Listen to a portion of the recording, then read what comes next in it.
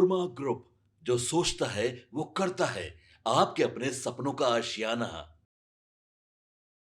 नमस्कार। मैं दीपक। भारत लाइव देख रहे हैं आप। देखिए, बिहार की राजनीतिक गलियारों में फिर से एक बार चर्चाएं तेज हो गई हैं कि क्या होगा। यानी कि लगातार आप देख ही रहे हैं, बीते दिनों ये चर्चाएं जो है वो तेज हो ही रही थी कि उपेंद्र कुशवाहा और उनके पार्टी को लेकर, उनके विधायकों को लेकर।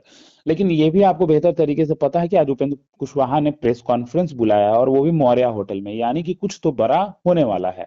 लेकिन आपने ये भी देखा है कि किस प्रकार से उपेंद्र कुशवाहा के बेटे यानी कि दीपक प्रकाश जो हैं वो लगातार सक्रिय नजर आ रहे हैं। तमाम बड़े नेताओं से उनकी मुलाकात हुई है, चाहे चिराग पासवान हो या जीतन राम मांझी हो, कई नेताओं से उनकी मुलाकात हुई है। लेकिन आज इस प्रेस कॉन्फ्रेंस में क्या होगा? क्या उपेंद्र कुशवाहा कोई बड़ा एक्शन लेने जा रहे हैं? क्या होना है, सब जानेंगे इस खबर में। हमारे साथ बाबा मौजूद हैं। बहुत स्वागत है बाबा आपका। धन्यवाद दीपक। बाबा, आज उपेंद्र कुशवाहा ने 1:30 बजे प्रेस कॉन्फ्रेंस बुलाया है। इसके पहले अगर बात करें हम, तो उनके बेटे यानी कि दीपक प्रकाश लगातार जो हैं दिल्ली में तमाम बड़े नेताओं से उनकी मुलाकात हो रही है। और उसके तुरंत बाद ही आज उपेंद्र कुशवाहा ने प्रेस कॉन्फ्रेंस बुला लिया है। तो इस प्रेस कॉन्फ्रेंस के कई मायने निकाले जा रहे हैं। लेकिन उससे पहले हम आपसे ये जानना चाहेंगे कि इनके 3 विधायक के टूटने की जो बातें चल रही थी, क्या ये 2 विधायकों को इन्होंने सेटल कर लिया है? देखिए दीपक, ये बात जितनी आसानी से कही जा रही है उतनी आसान है नहीं, क्योंकि इसको समझने के लिए आपको ये समझना पड़ेगा कि अब तक उपेंद्र कुशवाहा ने कितनी बार मौर्या होटल में प्रेस वार्ता किया है, कितनी बार बड़े होटलों में प्रेस वार्ता किया है, और जब जब किया है तब तब कुछ बड़ा हुआ है। पहले तो ये आप समझ लिए कि जब भी उनको प्रेस वार्ता करना होता है तो उनका कैंप कार्यालय जो है पटना में, उसमें करते हैं, या फिर दिल्ली में बुलाते हैं। तो दिल्ली में भी जब भी उन्होंने बुलाया है तो पत्रकारों के साथ, आज से 3 दिन पहले मैंने देखा है कि दिल्ली में कुछ पत्रकारों के साथ इनकी तस्वीरें आई सामने। पत्रकारों के साथ इन्होंने बैठने का काम किया था और पत्रकारों के साथ बैठे थे, तो बहुत सारी बातें हुई होंगी। लेकिन खैर, सवाल इन पर कई आ रहे थे और कई सवालों का जवाब इनको देना भी था। इस बार की जो मीटिंग है वो मीटिंग साफ साफ बता रही है कि इसमें मौर्या होटल में मीटिंग होने का मतलब ही है कि कोई बड़ा फैसला होना है। इससे पहले 3 बार इनकी मीटिंग इस तरह से हुई है, जब जब मीटिंग हुई है तब तक कोई बड़ा फैसला हुआ है। एक बार मीटिंग हुई थी तो इन्होंने जदयू ज्वाइन किया था, अपनी पार्टी का विलय किया था। दूसरी बार जदयू को छोड़ा था, और तीसरी बार जब इनकी मीटिंग हुई थी तो इन्होंने पार्टी का अपना लॉन्चिंग किया था। ये 3 बड़ी बात घटनाएं घटी हैं अब तक, जो उपेंद्र कुशवाहा की बड़ी प्रेस वार्ता हुई है, या फिर किसी ऐसे जगह प्रेस वार्ता हुई है जहां काफी एक्सपेंसिव हो। तो निश्चित रूप से आप पे उसी के लिए करते हैं जहां आपको रिटर्न कुछ मिलता हो। बिल्कुल। आपने जैसे सवाल खड़ा किया कि इनके 3 विधायक नाराज चल रहे थे, उनकी नाराजगी क्या दूर हो गई है? क्या 2 विधायकों को इन्होंने ले लिया? 2 विधायक नहीं, इनके 3 विधायक अभी भी इनके साथ जिस तरह से व्यवहार है और जिस तरह की बातें हो रही है उसमें इनके साथ जुड़े हुए, पार्टी से तो बाहर हुए नहीं है। एक कयास लगाया जा रहा था कि तीनों विधायक जो हैं इनसे मिल नहीं रहे हैं, एक साथ बैठ नहीं रहे हैं। अब तक आपने देखा होगा कि तस्वीर नहीं देखा होगा। तो बिल्कुल। ऐसी स्थिति में आज मौर्या होटल में मीटिंग देने का मतलब है कि एक बड़ा एक्सपेंसिव मीटिंग होगा, और इस मीटिंग में कुछ बड़ी बातें भी होंगी। दिल्ली में जी। इनकी एक बैठक हो चुकी है। दिल्ली में बैठक में कौन-कौन शामिल हुआ था, ये तस्वीरें बहुत गुप्त रखी गई थी, मीडिया को भनक लगी। मीडिया जैसे ही इनसे सवाल पूछने पहुंची तो इन्होंने उसको एक गेट टुगेदर का बहाना करके, या फिर कहा जाए कि गेट टुगेदर के बहाने अपनी बातों को हल्के में लेकर के पटना में सब कुछ करने का प्लान बनाया। देखिए, अब तक सबसे बड़ी बात ये रही है कि कुशवाहा की पार्टी को कुशवाहा की पार्टी कहा जाता है, और नीतीश कुमार की पार्टी को लवकुश की पार्टी कहा जाता है। बिल्कुल। ऐसे में पिछले कई दिनों से आप देख रहे होंगे कि पिता पुत्र दोनों दिल्ली में थे, और दिल्ली में अलग-अलग नेताओं से मुलाकात हो रही थी। ऐसे जी। नेताओं से मुलाकात हो रही थी जिन पर संदेह था कि इनके पार्टी के नाराज विधायक वहां जा सकते हैं या उनसे किसी तरह का कोई टाई अप कर सकते हैं। पहले बिल्कुल। तो आप जानते हैं कि एनडीए गठबंधन में सबसे बड़े, अगर इस तरह के किसी कार्यक्रम को संचालित करने के लिए या इस तरह के फैसले लेने के लिए जाने जाते हैं तो वो अमित शाह जाने जाते हैं।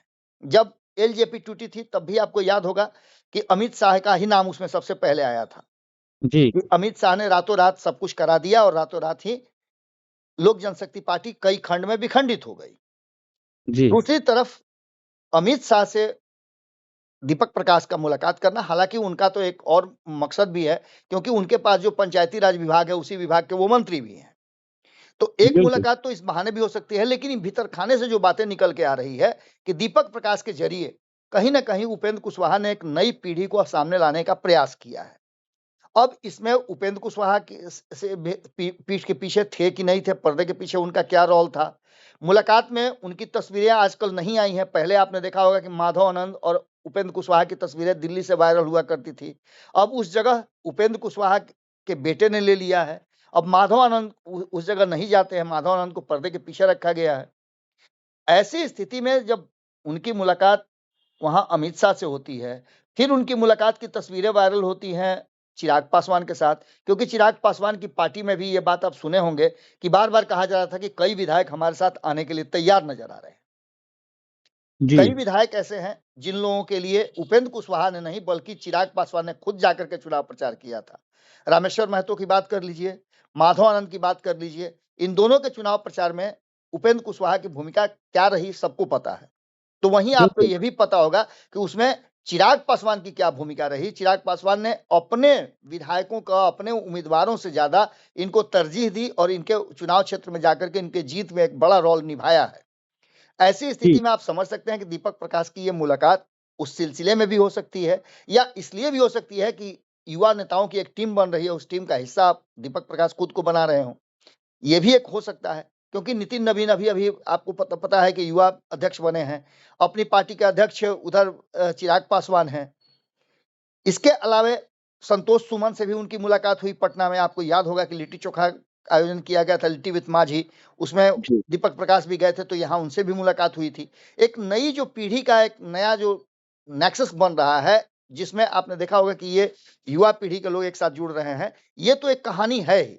इस कहानी के बाद दिल्ली की जो सीक्रेट मीटिंग हुई है और सीक्रेट मीटिंग को एकदम अब तक गुप्त रखा गया है, उसके बाद एक कहानी जो है पटना में रची जानी है। अब इस कहानी को रचने से पहले जैसे ही थोड़ा सा इस कहानी को रचा जाएगा, उसके बाद से एक नई कहानी शुरू होगी। आपको बिल्कुल पता है कि आज प्रेस वार्ता होनी है। मैंने सवेरे भी खबर किया था कि इसमें दो ही बातें हो सकती हैं। एक ये कि क्या उपेंद्र कुशवाहा राज्यसभा की सीट छोड़ने के लिए तैयार हैं, अपने पुत्र को एमएलसी बनाने के लिए और मंत्री बने रहने के लिए वो कोई बड़ा त्याग करने वाले हैं। ये सारी बातें अभी चर्चा का विषय बनी हुई हैं और कयासों के बाजार में कई तरह की बातें चल रही हैं। लेकिन इसको फैक्ट की नजर से अगर देखा जाए, अगर भीतर से निकाल करके इस खबर को देखा जाए, तो इस खबर में कहा यह जा रहा है कि तत्काल तो माफ कीजिए, उपेंद्र कुशवाहा ने अपनी पार्टी को बचाने का एक बड़ा सीने पर पत्थर रख करके अपनी पार्टी को बचाने का फैसला लिया है। इस पार्टी को बचाने के फैसले में एक बड़ा रोल आलोक सिंह का हो सकता है। माधव आनंद का भी रोल रहा है, और माधव आनंद, आलोक सिंह, ये दोनों ही आज इस मीटिंग का हिस्सा अगर रहते हैं, अगर आप लोग जाइएगा प्रेस वार्ता में और अगर ये दोनों नजर आ जाते हैं, तो इसके जी। मायने आप अच्छी तरह से समझ सकते हैं कि कहीं ना कहीं इन दोनों को बड़ी जिम्मेवारी दी जाएगी और रामेश्वर महतो को किनारे रखा जाएगा। हालांकि ये स्ट्रेटजी का हिस्सा भी हो सकता है। इसलिए मैं बता रहा हूं कि तीनों में से एक को बाहर रख करके ये जो तीनों हैं वो कहीं ना कहीं उपेंद्र कुशवाहा को और थोड़ा सा मजबूर कर सकते हैं। और निश्चित रूप से उपेंद्र कुशवाहा को कोई ना कोई फैसला तो लेना ही होगा, क्योंकि उनको पार्टी को भी बचाना है। अगर उनके विधायक उनके साथ रहे तभी दीपक प्रकाश के आगे बढ़ने और उनके एमएलसी बनने रहने की संभावनाएं बनेंगी, क्योंकि उसके बाद उनके पास मात्र एक विधायक बच जाएंगे। तो ऐसी स्थिति में आलोक सिंह और माधव आनंद को यदि साध लिया है तो ये भी एक आश्चर्यजनक ही बात होगी, क्योंकि ये तीनों के बारे में कहा यह जा रहा था कि तीनों ने फैसला कर लिया है कि ये अलग पार्टी बना करके अपने आप को इस बार के विधानसभा में लाएंगे। लेकिन चूंकि विधानसभा का सत्र तुरंत होने वाला है, इससे पहले उपेंद्र कुशवाहा को यह फैसला लेना होगा कि उनकी पार्टी में क्या कुछ होने वाला है। अभी तक इन तीनों के तरफ से कोई फैसला नहीं आया है, लेकिन आज की बैठक में जो बातें सामने नजर आ रही है दीपक, जो आपसे मेरी बातचीत ऑफलाइन हो रही थी, हमारे पास भी कुछ जानकारियां हैं, कुछ जानकारी आपके पास भी आई है। इसमें कई बातें कही जा रही हैं। हम तो पहले आपसे जानना चाहेंगे कि आपके पास जो जानकारी है वो जानकारी कितना पुख्ता है और किस माध्यम से है। देखिए उनके ही पार्टी के कुछ लोगों के जो उनके करीब हैं उनसे ये सूत्रों के हवाले जो पता चला बाबा, आज जो प्रेस कॉन्फ्रेंस होना है उससे पहले कोर कमेटी की बैठक भी शायद बुलाई गई है, और उसी बैठक में जो है नाम पर मुहर लगेगा कि आखिर किसको क्या बनाना है।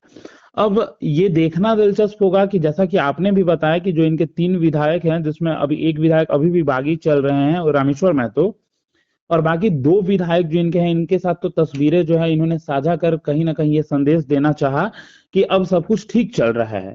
अब आज अगर प्रेस कॉन्फ्रेंस में, जैसा कि आपने बताया कि अगर उनकी मौजूदगी होती है, तो कहीं ना कहीं ये साफ हो जाएगा कि उपेंद्र कुशवाहा जो है वो भी किसी युवा को बनाकर, यानी कि भाजपा के तरह और तेजस्वी यादव के तरह अपनी पार्टी को मजबूत दिखाने के लिए कहीं ना कहीं किसी युवा को जिम्मेदारी देकर ये कहने के लिए हो जाएगा कि हाँ भाई हमने भी दे दिया है। और दूसरी बात ये भी होगी कि अगर किसी युवा को बनाते हैं तो जो लगातार विधायक टूटने की बात चल रही है, और अगर ये जिम्मेदारी मिलती है तो कहीं ना कहीं फिर सब कुछ सेटल करने में लगे हुए हैं उपेंद्र कुशवाहा। देखिए दीपक, आपकी जो जानकारी है उस जानकारी में मैं थोड़ा सा ऐड ऑन कर दूं जी। कि आलोक सिंह इस पूरे कार्यक्रम को संचालित करने का जो श्रेय है, जो मेरी जानकारी है कि आलोक सिंह ने इस कार्यक्रम को संचालित किया है। इस बैठक और इसमें होने वाले जो भी तरीके हैं इस मीटिंग को लेकर के, प्रेस वार्ता को बुलाने को लेकर के, ये निर्देश तो निश्चित रूप से उपेंद्र कुशवाहा का है, लेकिन इस पूरे कार्यक्रम को आयोजित किया है आलोक सिंह ने।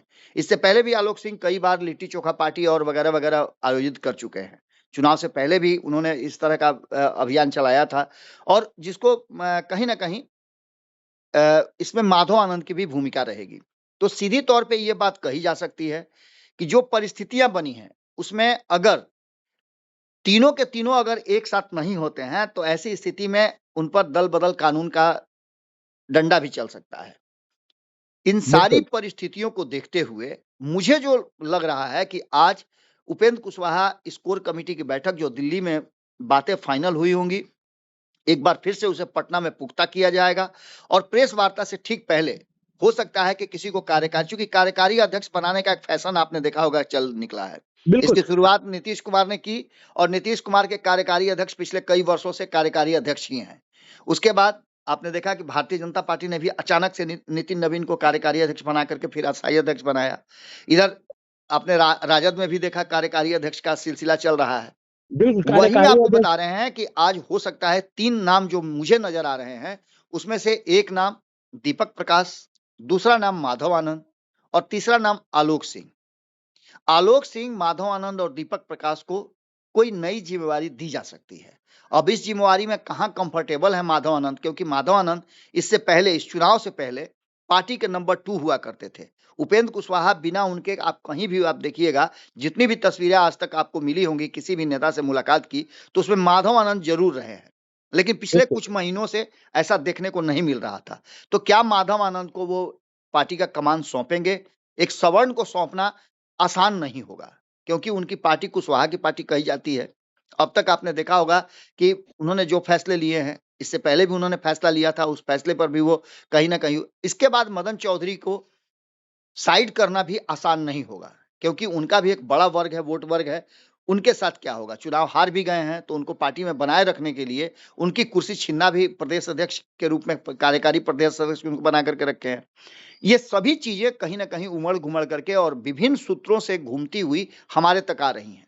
आज उपेंद्र कुशवाहा की इस बैठक पर सबकी नजर बनी हुई है, और इसमें उपेंद्र कुशवाहा अगर कोई फैसला ले भी लेते हैं तो उसको कितना पुख्ता माना जाए, क्योंकि अगर इनके तीनों विधायक एक साथ नहीं होते हैं तो कहीं ना कहीं मुझे तो ये संशय अभी भी बना लग रहा है कि ये तीनों विधायक भले ही तत्कालीन जो विधानसभा का सत्र, मैंने पहले भी कहा था कि विधानसभा सत्र के बाद बिहार में बड़ा राजनीतिक उथल पुथल मचने वाला है। इस विधानसभा सत्र को स्मूथली एनडीए गठबंधन चाहेगा निकाल लेना, क्योंकि उसके बाद एक लंबा गैप है। इतना बड़ा विधानसभा का सत्र सिर्फ बजट सत्र ही चलता है, और वो 1 साल के बाद आएगा। तो बिल्कुल। सीधे तौर पे आप समझ लीजिए कि इसके बाद, विधानसभा सत्र के बाद, बड़ा राजनीतिक भूचाल आने की संभावना है।